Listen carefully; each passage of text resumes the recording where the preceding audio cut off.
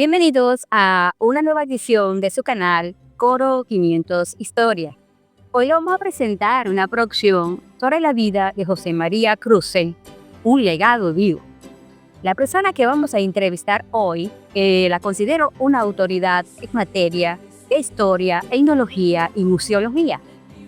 Su dedicación y constancia al conocimiento de Cruzen lo han convertido no solamente en un discípulo, sino en un apóstol, porque también su labor se ha encargado de difundir esta ciencia que nos dejó este personaje tan valioso para nosotros. Y digamos, esa persona, que es el doctor Camilo Morón, se ha convertido por filiación intelectual en un custodio y protector de su legado, por consiguiente en un custodio y protector del patrimonio arqueológico, antropológico, intelectual y artístico del personaje que vamos todos a disfrutar y a conocer, y sé que ustedes van a querer conocer mucho más. Es conocido por unos y desconocido por otros. Y bueno, los dejo y muchas gracias, Camilo, por aceptar la invitación. Soreli, muchísimas gracias. Has usado dos palabras con las que me honra: discípulo y apóstol. Mi relación con Cruzen se inicia en el año 2000. Ya en ese momento Cruzen estaba retirado de la docencia y de la investigación dada su avanzada edad. Pero la clave de la obra de Cruzen está en su obra escrita. A cualquiera de nosotros puede hacerse discípulo de Cruzen en la medida en que se acerca a una obra que comprende libros, artículos especializados, artículos de divulgación.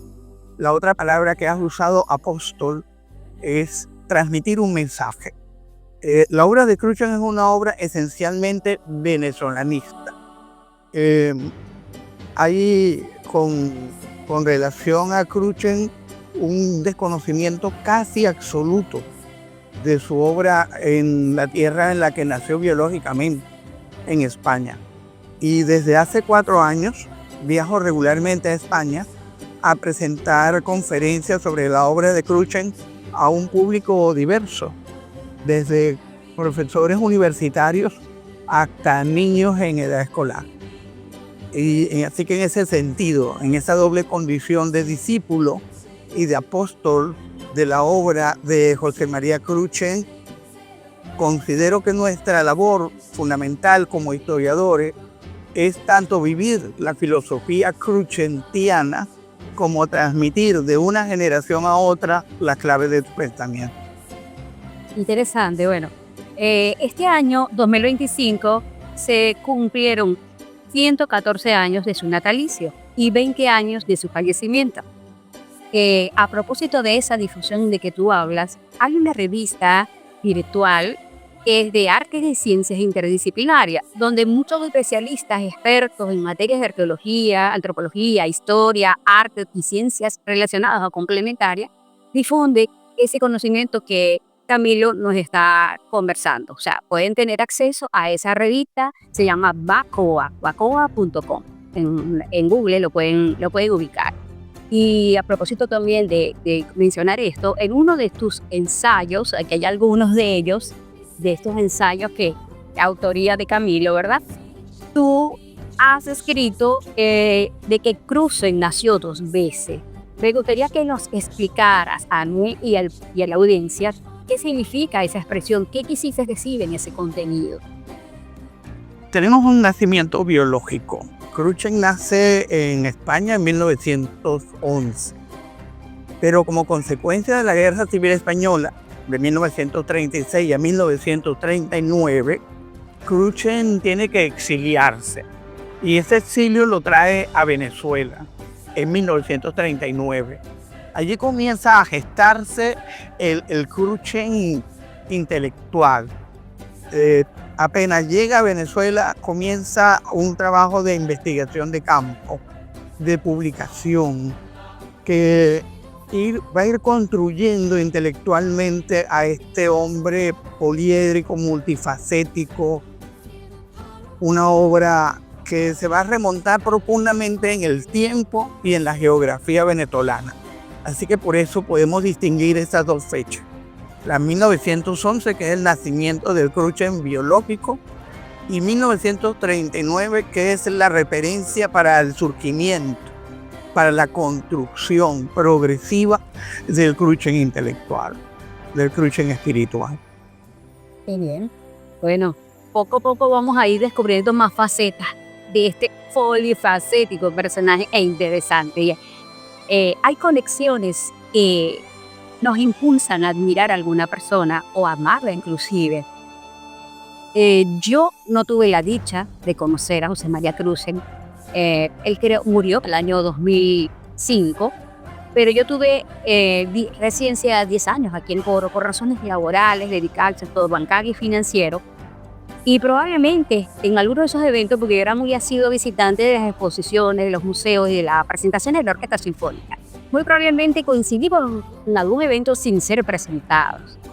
Ese personaje, como tú bien lo dijiste, que nació en España, naciendo en España, a mí me llama la atención ¿por qué escoge Venezuela? ¿Por qué Venezuela? ¿Qué representa Venezuela? Y específicamente o concretamente, ¿qué representa el Estado Falcón para José María Cruz? Cruchen tenía una frase que explica esta relación. Él dice, yo no escogí, a mí me escogieron. La situación de Cruchen era la de muchos españoles que habían combatido en la Guerra Civil Española.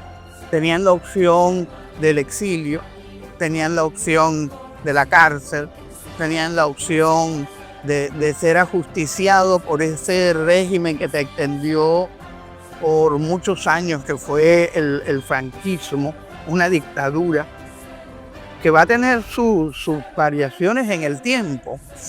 Pero Cruchen en ese sentido fue sumamente consecuente. Él dijo que él no volvía a España sino hasta después de la muerte de Franco. Cuando él regresa a España, se encuentra con una España sumamente distinta a la que él había dejado en el año 39. En ese sentido, ¿no?, la relación de Cruchen con Venezuela es la de ser la patria que lo recibe, el suelo que va a brindar un refugio a él y a su familia. Porque Cruchen tenía una esposa, tenía hijos y era un hombre sumamente joven, pero llega a Venezuela sin amigos, sin recursos, sin contactos, pero comienza a ir construyendo una red de relaciones, sobre todo con la comunidad académica, que lo va a llevar en un tiempo relativamente corto a ser director del Museo de Ciencias en Caracas. Desde ese espacio, Cruchen va a explorar toda la geografía venezolana. De hecho, hay una obra que es capital en coautoría con Irving Rouse, arqueólogo de la Universidad de Yale, titulada Arqueología Cronológica de Venezuela, publicada en 1958-1959. Esa es la fecha de la primera edición. Y en ese momento Cruchen recorre todo el país para brindarnos un panorama coherente de nuestro pasado más remoto. Lo primero que nos dice Cruchen de una manera sumamente clara es que la historia no comienza con la llegada de los europeos en el siglo XVI, que nuestra historia tiene una profundidad de 15.000 años antes del presente. Para Cruchen llegar a esas conclusiones, hace mucho trabajo de laboratorio, mucho trabajo de biblioteca, pero sobre todo una gran cantidad de trabajo arqueológico de campo. Entonces Cruchen va a vincularse en primer lugar con Venezuela, un país, él lo dice más o menos en estos términos. Venezuela no tenía su prehistoria y él siente la necesidad de dársela. Y muy modestamente dice, y cumplí. Lo dice en una entrevista.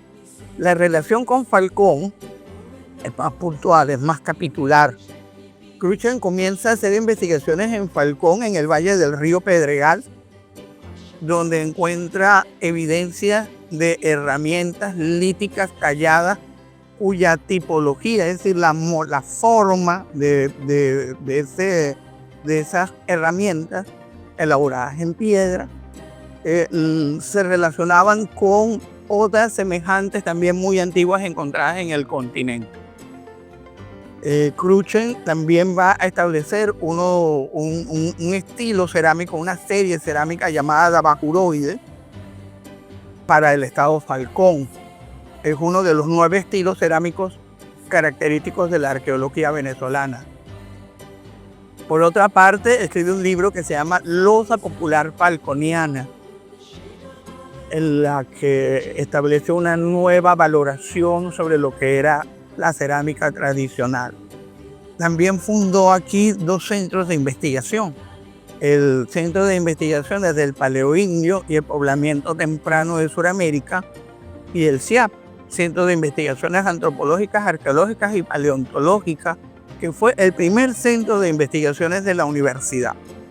Cuando Crutzen recibe el Premio Nacional de Ciencias en 1987, se lo dedica a Falcón, se lo dedica a su universidad y se los dedica a los coreanos. Y la Universidad Francisco de Miranda, ya en una edad muy provecta de Crutzen, le hizo un magnífico reconocimiento al otorgarle el doctorado honoris causa. Entonces, esa relación con Venezuela como la patria que lo recibe y con Falcón como un lugar clave en el desarrollo de su trabajo científico es sumamente estrecha. Crutzen se va a asentar en Falcón, va a vivir en Falcón y va a morir particularmente, concretamente, en la ciudad de Córdoba. Wow, esa expresión yo no escogí, a mí me escogieron. Hablo desde el inconsciente, conectado con el inconsciente colectivo de Falcón y de Venezuela, que tiene esa necesidad de ese científico para poder rescatar su memoria y su historia. Me parece muy interesante. Recientemente se clausuró la colección de arte de José María Crutzen. Creo que se llamaba La libertad de crear. La libertad de crear, en el Museo de Arte de Coro. Es parte o una tercera parte de una colección. De otra segunda parte está en el Museo de Arte Nacional y otra en el Museo de Arte de Mérida. Por lo que he escuchado en tus clases, ¿verdad? Cuando puedo asistir, tú has dicho que para Crutzen, en esa misma exposición cuando se inauguró, el arte era algo demasiado sublime.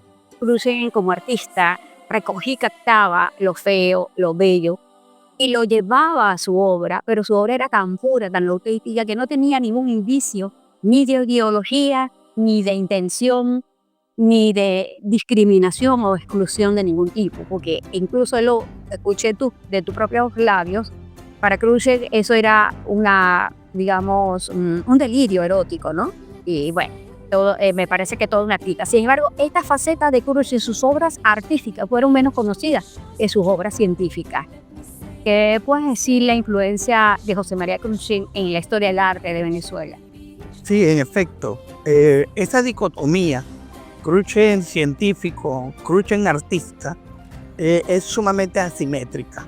La obra de Crutzen como arqueólogo es fundamental para el desarrollo de la arqueología, la antropología y la etnohistoria en Venezuela.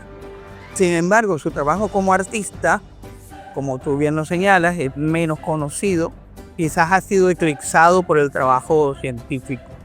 Esa expresión de que para Crutzen el arte era un delirio erótico es una línea de un manifiesto que él escribió que se titula La libertad de crear, y que da nombre a la exposición que se hizo en los espacios del Museo de Arte Coro para conmemorar los 20 años de la siembra de Crutzen. Pero ya habíamos hecho una exposición en el año 2011 para conmemorar los 100 años de su nacimiento. Esa exposición se llamó Crutzen y sus contemporáneos. Crutzen formó parte del informalismo abstracto en Venezuela, pero también fue miembro de un movimiento de un grupo de artistas destacados, conocido como el Techo de la Ballena, hay una fotografía icónica donde están casi todos los miembros del grupo, y esa fotografía se hizo en el taller de Crutzen. Pero también durante los años 70 formó parte de otro grupo, de otro colectivo que se llamaba Presencia 70, en la cual estaba un amigo, gran amigo de Crutzen, Premio Nacional de Pintura, y uno de los pilares del arte moderno venezolano, Osvaldo Vigas. Ese diálogo, ¿no?, tanto con sus contemporáneos artistas como con el arte internacional. Recordemos que el informalismo tiene su correlato norteamericano en el action painting de Pollock. Y eso lo sitúa en las vanguardias de los años 60 y 70. Sin embargo, en la medida en que he ido reflexionando más sobre la obra de Crutzen, yo prefiero considerar cada una de estos productos del espíritu, del corazón, de la mente, separados. Durante mucho tiempo se pretendió establecer esas relaciones entre sus investigaciones arqueológicas, etnográficas y su trabajo artístico. Con el tiempo yo considero que tenemos que subrayar el carácter específico, autónomo de su obra artística. Como tú señalas, Crutzen está representado en la colección del Museo de Arte Coro, en la colección de la Galería de Arte Nacional y en la Galería de Arte Moderno Juan Astorga Anta de Mérida. Son tres de las colecciones más importantes de arte en el país. Alfredo Bulton, Juan Calzadilla le dedicaron páginas a comentar su obra, y considero que en la medida que la obra de Crutzen se va difundiendo, su trabajo artístico va a ser valorado en una dimensión nueva, sobre todo en el carácter de aportar nuevos lenguajes, nuevos materiales al arte contemporáneo en Venezuela. Sin embargo, él también no solamente expuso en Venezuela, expuso en el extranjero, expuso en Bélgica, expuso en Francia, participó de bienales internacionales.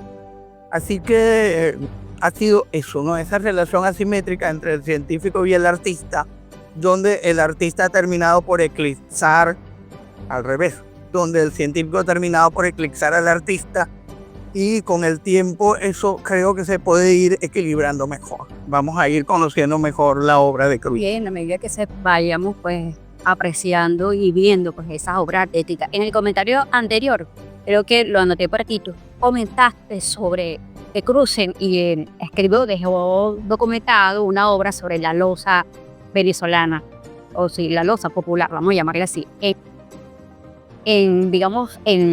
Hay historiadores o hay personas que estudian la teología regidas estrictamente por los documentos escritos,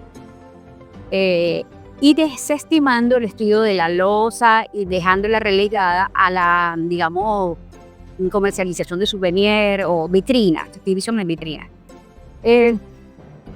Por lo que te escuché en ese estudio, o sea, y creo que él le dio otro enfoque, él lo amplió, le dio una perspectiva más abierta al estudio de la loza como registro histórico, como evidencia de existencia en vidas pasadas, de nuestros ancestros, incluso de vidas bien remotas, ¿no?, en la, digamos, precolombina. ¿Cuáles fueron esas sustancias o esas reflexiones que nos dejó Crutzen en materia de la loza popular? Yo creo que tenemos que considerar la relación de Crutzen con la cerámica, y específicamente la cerámica tradicional o la loza popular, a partir de tres obras que escribió Crutzen. Tenemos Arqueología Cronológica de Venezuela, en coautoría con Irving Rausch, y Arqueología Venezolana, que es un resumen de este libro que nos da la dimensión arqueológica de la cerámica.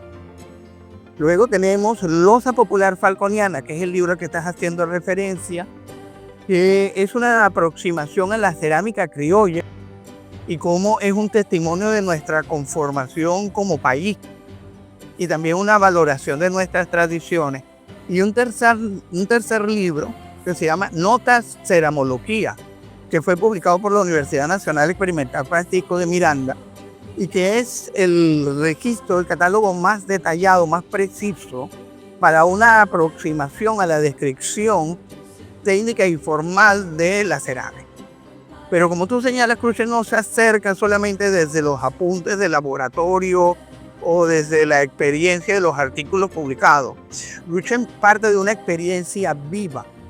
Él va a los talleres, conoce a las loceras, conoce a los ceramistas, conoce las técnicas, organiza colecciones. De hecho, una de las más importantes colecciones, si no es que la más importante colección de cerámica histórica y de cerámica criolla que hay en Venezuela, la organiza Crutzen desde el CIAP, desde el Centro de Investigaciones Antropológicas, Arqueológicas y Paleontológicas, y se crea en el Balcón de los Arcayas lo que era el Museo de Cerámica Histórica y Loza Popular. Quiero agregar aquí un punto. Cuando se cumplieron los 100 años del nacimiento de Crutzen, llevamos la propuesta al Consejo Universitario de la UNEP, es decir, de la Francisco de Miranda, que se renombrara ese museo y se llamara Museo de Ciencias y Artes José María Crutzen, o Museo de Ciencias y Artes J.M. Crutzen, que era como él firmaba sus obras. ¿Por qué? Por la naturaleza de las colecciones que estaban ya en ese museo. Habían colecciones antropológicas, habían colecciones arqueológicas, tenía colecciones de cerámica histórica, tenía colecciones de cerámica criolla. Aparte de eso, había un fondo documental importante que se reunió durante la dirección de Crutzen y las direcciones subsecuentes, porque ese centro todavía está operativo. Aquí es una historia muy fluctuante, muy voluble, pero lo fundamental en ese sentido era que ese patrimonio, esas colecciones todavía están organizadas y bajo la custodia de la institución de la universidad. Fundamentalmente esa colección de cerámica. Muchos de esos centros se llaman centros loceros. Hay una expresión técnica que se llaman centros loceros extintos porque ya no existen, han desaparecido. Y el último testimonio que tenemos de esas maneras de ser y de hacer a través de la cerámica están en las colecciones que se conservan en lo que era entonces el Museo de Cerámica Histórica y Loza Popular. Yo tuve la oportunidad de apreciar y de ver esas exposiciones en la Luxa que siempre me llamaron la atención. Lo tengo en mi colección de fotografías y la voy a tomar como material de apoyo para la postproducción.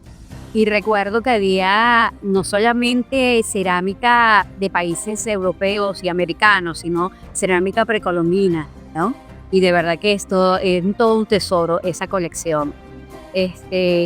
Bueno, y vamos a por la última pregunta. Miramos que las generaciones pasan y otras vienen. Hay mucha gente valiosa que se ha ido en materia de historia, antropología, teología, ¿verdad? Tú estás haciendo una labor ahorita en el presente. Pero ¿qué podemos decirle a los jóvenes y a los adolescentes, y a nosotros, adultos y adultos mayores? Porque esto es una tarea colectiva. ¿Qué podemos decirnos en cuanto a estamos, digamos, en una realidad tan distorsionada, tan compleja, tan complicada? Porque yo lo tomo todo lo que tú nos has dicho como una responsabilidad colectiva, no solamente a nivel nacional, sino para el coterráneo falconiano, que tiene todo un tesoro en su patrimonio histórico. ¿Qué podemos decirle a estos jóvenes que son los que a la final van a heredar ese legado vivo que estamos hablando en cuanto a qué significó José María Crutzen respecto a sus obras, tanto científicas como artísticas? Hay una expresión de Crutzen que él define esa relación intergeneracional. Crutzen consideraba que la antropología y la arqueología tenían que ser ciencias para el cambio social, ciencias sobre la justicia. Como señalabas, esa relación de ser discípulo, de ser apóstol, en mi caso, pasa a través de varias generaciones. Crutzen fue profesor de la doctora Jacqueline Clarac de Briceño en la Universidad Central de Venezuela y en el Instituto de Investigaciones Científicas, en el IBI, donde la doctora Jacqueline lo conoció. Jacqueline fue mi tutora en la Universidad de los Andes. Otro de los discípulos directos de Crutzen fue Pedro Pablo Linares, quien llegó a impulsar en Venezuela la arqueología forense, sobre todo en el contexto de la persecución sobre la disidencia política de los años 60 y 70. Pero Pablo hizo excavaciones arqueológicas aquí en la Sierra de Falcón en busca de los guerrilleros que fueron ajusticiados. Jacqueline, por su parte, impulsó una antropología con un profundo sentido social. Y eso está en las raíces del pensamiento de Crutzen. La arqueología, la antropología y la etnohistoria tienen como deber último devolver al pueblo la memoria secuestrada. Esa expresión es de Pedro Pablo Linares. Jacqueline llegó a hablar de Crutzen como el arqueólogo amigo, el arqueólogo humanista. Mi relación personal con Crutzen, que se extendió desde el año 2000 hasta el año 2005, pasó de ser la de un investigador, que era lo que yo lo había entrevistado originalmente en el año 2000, casi a ser una relación más la del abuelo con un nieto. Lo digo porque así fue mi experiencia con mi abuelo Ángel. Nosotros, y pasó lo mismo con Crutzen, podíamos estar sentados en silencio, no necesitábamos hablar. Eso lo refleja Lin Yutang en una novela preciosa donde indica que hay un punto en la amistad en la que no son necesarias las palabras. Pero en este caso hay que subrayar la importancia de la palabra. Y la palabra de Crutzen está en sus obras, está en sus libros, está en los artículos. La revista Bacoa, de la cual soy editor, ha hecho números especiales dedicados a la obra inédita y dispersa de Crutzen. Hay un número, una edición dedicada a J.M. Crutzen que tiene más de 1000 páginas, en la que recogemos tanto los trabajos de Crutzen como de aquellos que han reflexionado sobre la figura de Crutzen. Por otro lado, también soy editor de una revista crutzentiana en homenaje a Crutzen, donde también recogemos esa obra, esa reflexión. Al mismo tiempo, también trabajamos en el área de los documentales. Aquí quiero subrayar particularmente un trabajo que yo recomiendo, que es el de Nicole Richard y Francisco Yegre, que se llama J.M. Crutzen, un investigador. Es un extraordinario documental, está disponible en internet, donde se ofrece una visión panorámica tanto de Crutzen artista, Crutzen arqueólogo, Crutzen docente, el Crutzen especializado en los temas de la cerámica, en la que hay una multitud de voces de varias generaciones en las que procuramos dar una idea de ese hombre extraordinario. Yo quiero concluir con una reflexión sobre el papel del genio. Se dice que el genio es una persona que encuentra una ciencia, un arte o un deporte en un punto y al transcurso del tiempo de su intervención lo deja en otro totalmente diferente. Y eso es lo que pasa con la arqueología venezolana. La arqueología venezolana antes del trabajo de Crutzen era una arqueología dispersa, fragmentaria y discontinua. Después de la publicación de Arqueología Cronológica de Venezuela, tenemos una arqueología verdaderamente nacional, integrada y con profundidad temporal. Entonces teníamos una ciencia que estaba en un estado y al cabo de la obra de Crutzen y Rausch está en otro. Entonces es la intervención de alguien genial. También en las palabras de genio se refirió Marcel Roche a Crutzen. Y todos esos elementos nos hablan de la vigencia, de la permanencia, de la vitalidad del pensamiento de Caucho. Oye, ustedes lo escucharon y ustedes lo vieron. Con toda esta información, pues ese calibre que yo tenía, pues aumenta sobre el personaje, ¿no? Y si ustedes quieren profundizar un poco más, está la revista Bacoa y la otra revista Fulgentiana, donde ustedes pueden, fíjense, que hay algunos relatos de la autoría de Camilo, pero igual que los ensayos, ¿verdad? Digamos, en Bacoa pueden, oye, yo a veces no tengo todo el tiempo, pero las pocas veces Camilo me ha referido a algunos enlaces, pues de verdad que es impresionante y cómo te nutres en esta materia, porque, oye, como tú lo dices, un genio, cambió la realidad, nos devolvió la historia, la memoria a Venezuela, ¿no? Y nosotros que, por en el caso de Camilo y tus seguidores, pues ese equipo está devolviéndole, honrándolo de esta manera, como ellos están difundiendo esta información, ¿no?